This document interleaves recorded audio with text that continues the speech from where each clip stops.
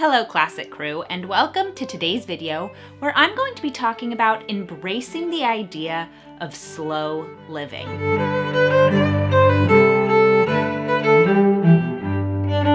If you are new to my channel, here we talk about classic living and traditional values, and I would absolutely love if you would consider subscribing so that you guys can see all of my content as well as follow along with my pregnancy journey. I'm about 32 weeks when I'm filming this, and it's just been an incredible journey. So I would love if you guys would consider subscribing to my channel and ringing that notification bell so you can get notified of all my new videos. And I would also love if you would consider subscribing to my Substack newsletter, where you will get access to a ton of exclusive content that comes right to your inbox, including my weekly article, my book club, and my exclusive podcast. So now that we've got that out of the way, I'm really excited to talk to you guys about this idea that I am just now learning of slow living. I am not someone who has really thought about this in the past. And so this is something that it's all of a sudden kind of been a part of my life. And I think a lot of that has to do with being pregnant. So I'm excited to share my thoughts on this with you guys today. Hopefully I can inspire you guys to incorporate some of these things into your daily routine. So now let's get into it. So I think it would be valuable for us to first look up the definition of slow living according to the internet, right? Of course, there's a lot of different ways you can interpret that phrase. So this is just one that I came across that sort of rang true for me in some ways. And I want to talk about kind of the way that I think the internet terms slow living and the way that I would view slow living. So let's start there. So the first thing I'm going to talk about, this is from a website called Vanilla Papers, and they made like a graphic, and it says, what is slow living? A slow approach to everyday life, mindfulness or being present and aware of your surroundings, a connection to community, a commitment to purpose, knowing that faster isn't always better, and consuming less. Now, I think all of those things are great and wonderful ways to just live and things to incorporate into our daily lives. I think that really does go hand in hand with so much of what we talk about here at Classically Abby. But one of the things that I think isn't mentioned, and what I'm realizing, is that slow living, a lot of it has to do with trust in God. I used to think that slow living was more of an aesthetic thing. Like people would talk about, in the same way that you can talk about so many things from an aesthetic perspective, like minimalism or cottagecore, or like all of these things that are very pretty to look at and aesthetically pleasing. I used to think that slow living kind of went into that category. And the thing is that what I'm realizing is that slow living can be an aesthetic. But I think what's more important is that it's allowing you to be relaxed because God can take the lead. In the sense that you trust God. You know that things are going to happen, things are going to get done, because with God's help, everything will be okay. And once you're in that perspective, in that mindset of trusting in God, relying on God's help, you can approach life from this slow living perspective. And it's less intimidating. It's less about controlling everything in order to make sure everything gets done. You can recognize that sometimes things aren't going to get done, but that's okay because you have God's help. So I think that's like the first place I started with slow living, was realizing that, okay, God is going to be the one in control here. I don't have to be the one in control. And that really allowed me to take this step back from like, oh my gosh, I'm stressed and everything needs to get done, to, if everything doesn't get done today, that's okay. But the really big thing that pushed me into this thought process was being pregnant in the third trimester. I have been loving being pregnant. I've talked about that a lot on my channel. I feel really blessed that this has been a really beautiful experience for me. But the third trimester, I don't think it's like easy for anyone. It's uncomfortable. I get tired so easily.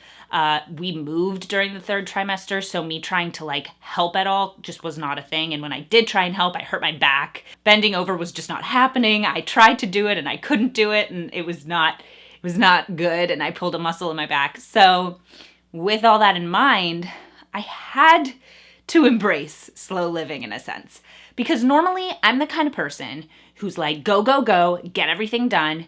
And I get overwhelmed because I push myself to get so much done. Now I'm at this point where I cannot physically get everything done. It will not happen. I can't get the house unpacked, even though I would really love to. I can't get all of my work done. I can't clean the kitchen every night because I don't physically have the energy for it. And I don't physically have the capability for it in a lot of ways. So I had to come to the realization that either I'm going to live the next 8 weeks of this pregnancy, and after that, because I'll have a new baby, feeling constantly like a failure because I didn't get everything done on my to-do list, or I had to realize, you know what? If it doesn't get done today, it will get done tomorrow. This is the first time I've ever felt like that, and I'm okay with it. And I'm happy about it. I'm like, you know what? It'll get done. Everything will get done, even if it's not today, even if it's not on my original schedule. I am so at peace with this philosophy, with this feeling of I don't need to rush all the time. I don't need to move fast. I don't need everything to be on this schedule that will make me feel like I've failed if I don't get it done. I don't need to do those things to be happy, to be fulfilled, because everything will work out in its time. Guys, embracing this perspective is so freeing, and I really recommend considering trying to incorporate some of these thoughts and practices into your life of if it doesn't get done today, it will get done tomorrow. I wrote down in my notes, still being tidy, clean, and deliberate, but now your intentionality is even more directed because you know you might only get 1 or 2 things done on your to-do list. I think that is a really good way to view things. It's not that you're going to be a mess. It's not that you're going to be lazy. It's not that you're going to let things slip through the cracks, but you have to be even more deliberate when you recognize that there are demands on your time. And there are things you just are not physically capable of doing. And when you realize that stuff, then when you actually go to look at your to-do list, you're going to be like, okay, well, this does have to get done today. So that, top of my list, and I will get that done today. But if the 10th thing on my list doesn't get done today, that's okay. I think there's, at least for me, there was confusion of, okay, well, if it doesn't get done today, then that means I'm just going to end up being a mess. And I don't think that's how things have to be. It actually forces you to be more intentional than otherwise because you have to use your time wisely. I'm honestly really looking forward to taking this perspective through motherhood. And I feel really blessed that I'm starting to learn it now before having a newborn. Because I think if I was trying to juggle this emotional feeling of feeling overwhelmed, like I can't get anything done with a newborn, I would feel like really bad about myself. But feeling it now in late pregnancy and hopefully carrying that perspective through to motherhood, this is something I'm gonna need in motherhood. I know I'm gonna have less time with a baby. I know that there's gonna be maybe 1 thing on my to-do list I'll be able to get done every day with a newborn. I'll be tired. I'll have a little one clinging to me. I'll have to nurse all the time. You know, it's not something that I'm gonna be having like tons of time to do all of the other things I need to get done or want to get done. But viewing my life from this slow living perspective is going to make being a mother so much better, I think, for me. I won't have to constantly be worried that things aren't going to get done because it's not about everything getting done at once. It's about things getting done in time.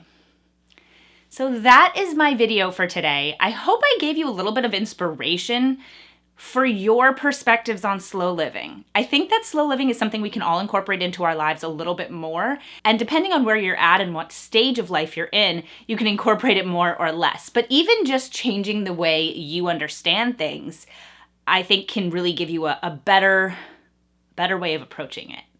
And that is invaluable.